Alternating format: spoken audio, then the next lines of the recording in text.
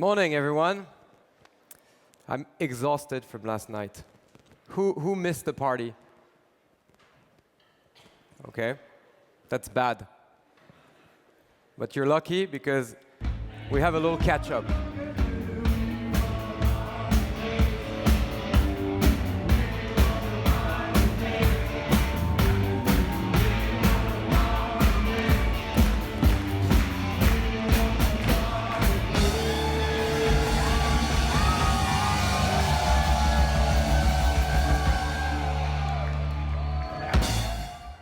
So the good news is that if we don't sign enough marketplaces, some people here have a job after. Me, if I don't do a good keynote this morning, I'm out of a job. So I'm going to try to say a few interesting things and share a few interesting thoughts with you this morning. Let's take a step back in time. In the beginning, there was darkness. A terrible time where consumers were left in the dark. Information about products was impossible to find. Knowledge about technology, about price, about ratings, about performance of anything was totally invisible for consumers. And at the same time, retailers, distributors, brands thought of the customer as something very distant. Having data about the customer was difficult. They were waiting in their stores for customers to walk in and say, I'm interested in a camera, do you have one for me? So that was before. That was the age of darkness. And this guy came. Anyone knows who he is? It's not Philippe Corot with hair, obviously. I wondered if I was going to do the joke, so I felt, anyway. Just to reassure everyone, I didn't know either before Hugo helped me out with the presentation. Thanks, Hugo. So basically, this guy took mankind out of darkness. He invented the internet. And one may think, what is this conference talking about the invention of the internet in 2017? But it seems, from the Mirakl perspective, and this is why we are here today, that some of the fundamental changes that are derived by the invention of the internet are still unknown or still not anticipated as they should by a lot of companies around the world. And what we're trying to do with Mirakl and our partners, that I'd like to thank for being here today, is to enable business models that embrace these new transformations. What are these transformations? There are three of them. Number one, time and space compression. Number two, information ubiquity. And finally, interconnectedness. That, compared to the band that sounds very serious. But let's take a few minutes to understand the consequences of these transformations. Time and space compression. Today, all of you, whatever your business is, whether you're a manufacturer, whether you're a brand, whether you're a distributor, whether you're a services company, you live in a world where consumers have instant access to things that for many, many, many years before the internet were hidden from them, or were far away, or were too long to get. They live in a world of instantaneity. They live in a world where the cost of having something shipped from China has never been so low, where Amazon in the US covers a third of the Americas with the ability to deliver within the same day, and it's growing. They live in a world where when you look for a product, you don't wait for some person in a store to tell you, oh, I don't know if I have it. You know immediately the hundreds of possibilities of buying it. So this is really a fundamental change that impacts all your business, time and space compression. The second one is information ubiquity. So what do we mean by that? We mean that we live in a world where, as a consumer, we are empowered. We are out of darkness. We have been exposed to tools and technologies and communities and networks that give us the intelligence, the power to know about the products, the power to know about whether a product is available immediately, where, how, whether a service can be delivered to me, from who, if this person is a good provider or not. I remember the days, and my dad is actually in the room, that sounds very kiddie, but where he would take me to a store that most of the French people here know called Fnac, and I wanted to buy my camera. And in that world, it was, oh, Dad, let's get in a car. So I would get in the back of the car, we would drive, we would park, we'd go to the store. And in the store, there was a guy who knew about cameras. And not only did he knew, but the company had printed these books about all the cameras. I mean, at least I thought it was all the cameras. But what it was actually only the cameras that this company felt good selling us for economic reasons, for quality reasons, and that was the world before information ubiquity. Today, if I want to buy an underwater camera, which I did recently, I found a guy in Australia that has a blog that specializes on sharks photography and underwater cameras. And he knew much better than anyone else in the world. So this is also a fundamental shift. And it works for chemical products and clothing. And the third transformation, which is key, is interconnectedness. What does it mean? A lot of you have been probably undergoing IT projects over the last 10, 15 years and more. And you see that now we live in a world where systems, ERPs, order management, backends, front ends, middle ends, that's all I know about technology basically, but all these systems can talk together much more easily than it was the case before.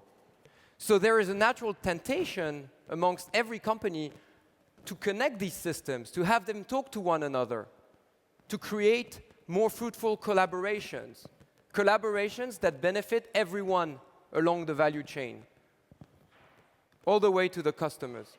There's a couple examples I'd like to share. One of them, which is interesting, is what Maybelline, we have L'Oreal people in the room, so I don't want to, but Maybelline is doing with Kroger, one of the largest distributors in the world. So in a world before interconnectedness, where no one really talked to one another, what was the standard relationship? The standard relationship between these two companies was, okay, we're going to buy some of your products, come to see us, we'll negotiate the price. If you pay a bit more, we'll put your products on top of the shelf, and consumers will buy the product. And we'll never tell you what products they really bought and how they bought it, and you would never really tell us the greatest products that you could sell from us. That was kind of a bit caricatural, but the world before. Now, with these collaborations that can emerge through interconnectedness, companies like Maybelline and Kroger are exchanging data in real time. They're feeding one another with information about what sells, what performs, how can you improve the customer experience, what other products you could bring into your assortment. And this ultimately creates more revenues and better customer experience. But it's not only a large, big company phenomenon. It's also something which drives a lot of startups. There's a company called Delive, and there are many similar companies that have emerged over the last years that now works with premium brands that are leveraging services like that and the ability to connect in real time their inventory, the availability of products to deliver within 1 hour in major cities in the world. And it's only the beginning of these kind of collaborations. And all these are powered thanks to the ability to connect systems. And one major innovation behind that is a word that if you're a Mirakl customer or a future Mirakl customer, you've heard many times. It's APIs, APIs, APIs, APIs. But behind this word that I use all the time in a sales meeting, there is a reality. There is breaking down boundaries, breaking down barriers of business collaborations. So these three transformations, time and space compression, information ubiquity, and interconnectedness, are driving what we've called for a long time, and now we're joined by a few smart people around the world, the platform revolution. And yesterday, Jane talked about call your marketplace whatever you want to call it. You can call it a marketplace, you can call it a platform, you can call it a range extension solution, an online concession, but an ecosystem. But basically, what you're doing is building a platform approach. You're transforming your business model. And we're not talking about forgetting about everything you've built, the brands, the know-how, the relationships, the way to engage customers, the ability to source products. We're telling you that a new world is coming, and to embrace this new world, you need to seriously consider the impacts of the platform revolution for your business. So I'd like to take now a few moments to kind of frame that in terms of how it impacts organizations and the way people work. And we like to refer to it as a move from pipelines to platforms. So the pipeline model is a model that will probably sound very familiar to most of you. We're telling you that a new world is coming, and to embrace this new world, you need to seriously consider the impacts of the platform revolution for your business. So I'd like to take now a few moments to kind of frame that in terms of how it impacts organizations and the way people work. And we like to refer to it as a move from pipelines to platforms. So the pipeline model is a model that will probably sound very familiar to most of you, because it's the way companies traditionally operate, all the way from suppliers to consumers. Whether it's the internal economies, I buy, I resell, I have a margin, or just the way I structure my company, the type of people I have in my teams, what they're tasked with doing every day. In a pipeline model, there's margin that flows all the way, and there's data that comes back only to the person really at the end of the value chain. In a pipeline model, there are two priorities that have always been the same. If you're a retailer, buy low, sell high. That's the number one priority. Unless you do that, you can't even think about anything else. And all the marketing, the customer experience, the loyalty programs, all that only work if at the beginning you're able to buy low and sell high. And we've seen that the sell high piece of the business model has been profoundly impacted by the rise of platforms, the rise of these three transformations that I've highlighted before. And the second thing is, when you're a brand or company like Decathlon in France, you also focus a lot on brand and product innovation. Because by trying to innovate or innovating with your product creation, you're able to create additional margin. So this is really how the world worked and still works in a pipeline model. But now, when we look at the platform model, things are very different. And it's really important to understand the role and the evolution of the model. If we look at a platform model, at the heart of the ecosystem, there is a platform operator.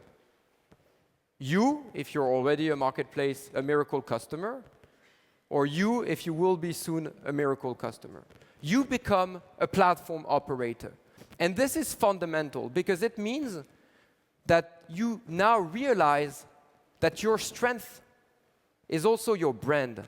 It's your ability to be at the center of an ecosystem, to think of customers not someone at the end of an economic value chain, but someone with whom you can interact, engage, and create much more compelling value propositions that can involve having more products, that can involve having more services, that can involve creating solutions by putting together different players and being the go-to for the customers. And in a platform model, we see that the company organizes itself around the necessity to have this ecosystem work and operate in a seamless way for the sellers and for the customers. And for that, the platform operator is no longer worried about buying low, selling high. They're taking commissions that can reflect the economies of the market or that can reflect the effort that the operator puts in creating this ecosystem. But what's really important also, it's that the data that comes from the customer still flows through the operator that can leverage this data to always improve the experience of the customer, the products, the solutions, the services that are offered to the customer, and that can also very openly share this data with the sellers on the ecosystem, because it strengthens them. And if the sellers are stronger, the ecosystem grows bigger and grows stronger. So in a platform model, if you are to think about 3 things that are key to operate efficiently that model. Number 1, customer experience. And a lot of the Mirakl people can help you in understanding the challenges about creating a good customer experience when you're operating a platform in a way where you don't control things the way you used to. A lot of the partners that are here at the Mirakl Summit, they are all involved in creating a better customer experience, whether it's the navigation, whether it's the payments, whether it's the quality of the product data in the catalogs. All this is about creating a great customer experience in a platform context. A critical role of any platform operator is to create great matching between sellers and customers, finding the right sellers, putting together the right offer. And ultimately, the relationship with the participants in the ecosystems, the sellers, the vendors, whatever you call them, it's different than the one you used to have with your distributors, your suppliers. You're no longer in that kind of I buy from you, you sell from me type of relationship. You're really in a collaborative situation. It's that the data that comes from the customer still flows through the operator that can leverage this data to always improve the experience of the customer, the products, the solutions, the services that are offered to the customer, and that can also very openly share this data with the sellers on the ecosystem, because it strengthens them. And if the sellers are stronger, the ecosystem grows bigger and grows stronger.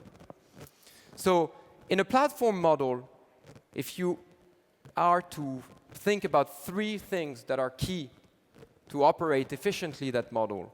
Number 1, customer experience. And a lot of the Mirakl people can help you in understanding the challenges about creating a good customer experience when you're operating a platform in a way where you don't control things the way you used to. A lot of the partners that are here at the Mirakl Summit, they are all involved in creating a better customer experience, whether it's the navigation, whether it's the payments, whether it's the quality of the product data in the catalogs. All this is about creating a great customer experience in a platform context. A critical role of any platform operator is to create great matching between sellers and customers, finding the right sellers, putting together the right offer. And ultimately, the relationship with the participants in the ecosystems, the sellers, the vendors, whatever you call them, it's different than the one you used to have with your distributors, your suppliers. You're no longer in that kind of I buy from you, you sell from me type of relationship. You're really in a collaborative situation. And you need to have that in the heart of the way you manage your sellers. This is fundamental. So yesterday, we talked about the future. And this session today was called, I think, The Future of Commerce, the Platform Model or the Platform Economy. And it's actually interesting that we we refer to it as the future of commerce. Because fundamentally, the future is happening now. Everything I've said is happening now. And it's backed every day in our daily life by examples that we are all familiar with. Who took a Uber to come to the summit this morning? You walked under the rain? Congratulations. So let me tell you a marketplace story, a recent platform story. So unlike you, I'm lazy, and I took a Uber this morning to come to the summit. I'm staying in an Airbnb. I'm wearing a suit, which I bought on Farfetch. And my wife, unfortunately, had to fly back to Boston with my kids. And because she wants to feel the connection with me, she sent me an SMS and she said, "There's nothing in the fridge, can you order food?" So I went on Instacart and I pressed on my standard shopping list and I clicked and it was delivered for them when they got to the house. And all these companies, besides, amazing growth, billion-dollar valuations, disrupting markets, what do they all have in common? They are all platforms. And they all have a way of working which is drastically different from everything we've known until before. Uber doesn't own any cars, drivers, Airbnb doesn't own any real estate, Farfetch doesn't own the suit I bought, and Instacart doesn't own any physical food products, nor the people that deliver the food. So they're really operating in a world where you can look at life differently. And talking about looking at life differently, there's a guy that any marketplace summit could not avoid talking about. It's our friend Jeff Bezos. Obviously, the guy has found a great model. Its marketplace model. But beyond that, we can see how Amazon has become a platform. Everything they provide, which is an innovation, in a way, operates as a platform. The delivery for Amazon Prime is done by people that are not Amazon employees now, most of the time. The services that are provided through Amazon are done by people that are not Amazon employees. The great value that you get from being a Prime member and having access to content and everything, unless it's strategic, it's not content that has been produced and owned by Amazon. So they're really operating in a world where you can look at life differently. And talking about looking at life differently, there's a guy that any marketplace summit could not avoid talking about. It's our friend Jeff Bezos. Obviously, the guy has found a great model. Its marketplace model. But beyond that, we can see how Amazon has become a platform. Everything they provide, which is an innovation, in a way, operates as a platform.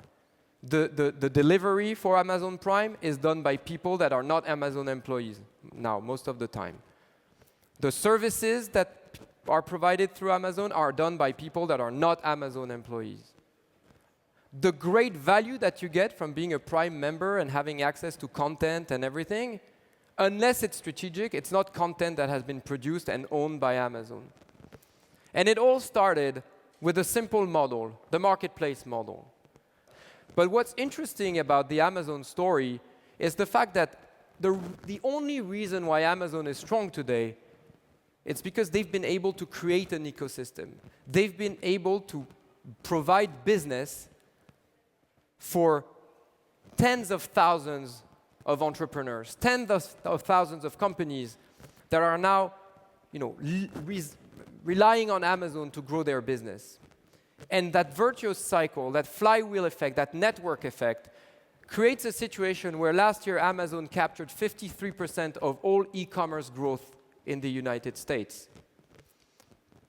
And recently, a survey released showed that Amazon's marketplace would represent 70% of their business in 2020.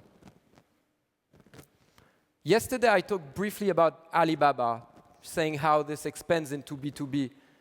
And I had a very interesting conversation yesterday with a very historical, successful B2B distributor. And we agreed on the idea that what Alibaba is doing today, it's great. It's an amazing model. They've created an amazing company. But when you look at it from a B2B perspective, if you think that embracing the platform model is just about having more assortment, you're missing on the even bigger opportunity. It's about creating an ecosystem. It's about creating a platform strategy. Looking at what you've built, the customer relationships, the relationships with manufacturers, and all the ecosystem around, and thinking of how you can drive more value and more profit from this. If we look at Alibaba, it's 11 billion orders last year from 8 million active sellers. But I want to step out a bit of these two traditional players. Later today, there will be a very interesting panel with people from Airbnb, from Groupon, and another company that I'm forgetting, but look at the program. So think of Airbnb. In France, last year, Airbnb drove 650 million euros worth of bookings. That's impressive. France only. Their model roughly gives them 65 million in commissions from that. So you say, well, 65 million, we're a $12 billion business. I've heard that many times. No, because behind the Airbnb, there is a 6.5 billion euro economy just in France. Entertainment, food, lodging, clothing, services, anything you can think of. And what is Airbnb's move today? Ask themselves, how can I capture this ecosystem? How can I capture value here? Not just like let the ecosystem thrive. And they created Airbnb Trips.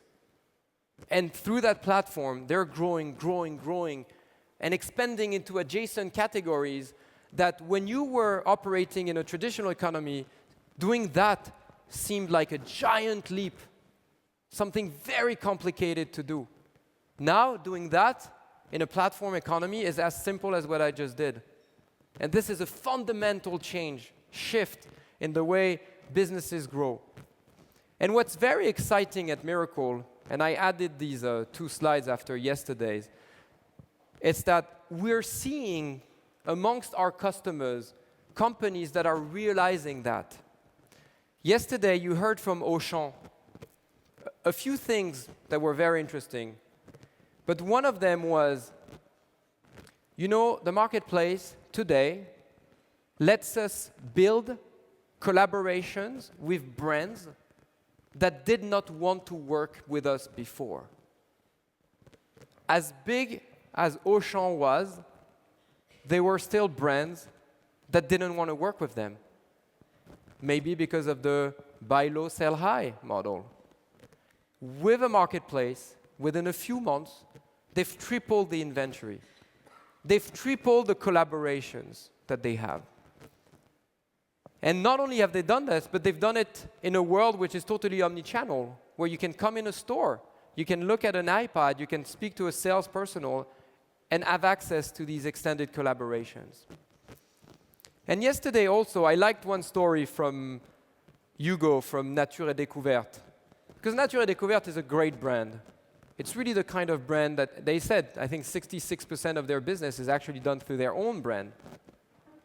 And Nature et Découverte told us yesterday that their sellers of hammocks, which is a very strategic market in the summer, their sellers of hammocks were selling more hammocks on Nature et Découverte than on Amazon.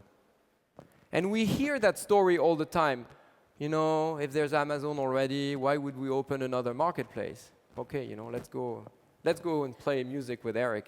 No, the reality is that if you've understood at least half of what I've said, just because of my English, I just want to be clear, but you understand that the power of these ecosystems comes from the ability to have more and more and more vendors joining them.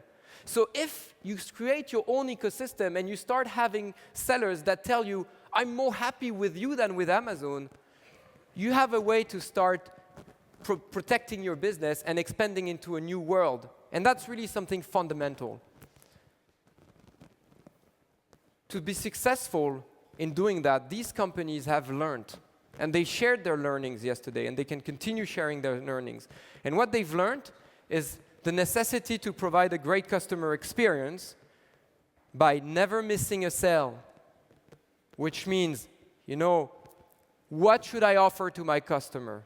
What he wants or what I want him to want? If I never want to miss a sale, I really need to think about that. I never want to disappoint. That's why I want to make sure that I work with good sellers, that I have a good marketplace, a good platform approach to enforce quality of service. And I never want to let them down, which means that a marketplace, a platform customer, is not an underrated customer. It's a strategic customer, because it's a customer who's telling you, this is how I want to work with you. This is what you can become. This is what I want to do with you. So look at me and learn from me, to offer more, to learn more, and ultimately sell more. And every statistic show that the ability to provide great customer experience have immediate impact on the repeat business and the ability to grow your business. And finally, these companies that have been working with Mirakl and are now being successful with their platform business, they've learned about 3 pillars of a successful marketplace operation around great vendor onboarding and great vendor management. Being able to control the quality of your vendors. Being able to streamline the onboarding of your sellers. And onboarding of sellers, it's hard. Sometimes it's seamless, sometimes it's a bit more complicated because you're creating a new market. You're going to tell people, join me. Wow, I've never done this before. Don't worry, we're going to go step by step, and sometimes it will be a bit longer, but once they're on, and they're part of your ecosystem. And the ability to automate the way they work with you also enables you to entertain that network effect, that viral effect. So we've seen that there is a move from pipelines to platforms, platform economy. It's happening now. Not next year, not in 2 years. It's now, here, actually, right there. And it's really right there because everything you need to know about being successful with your platform, you can learn it here. You can learn it here today. You can learn it here today with the people here in the room, whether they are Mirakl people, whether they are our partners, or whether they are your peers. Because they've been through it, they've thought about it, they know about it. So leverage the great time today. We have, I think, probably 7 more hours today together. Just make it worth the trip and enjoy the future. Thank you very much.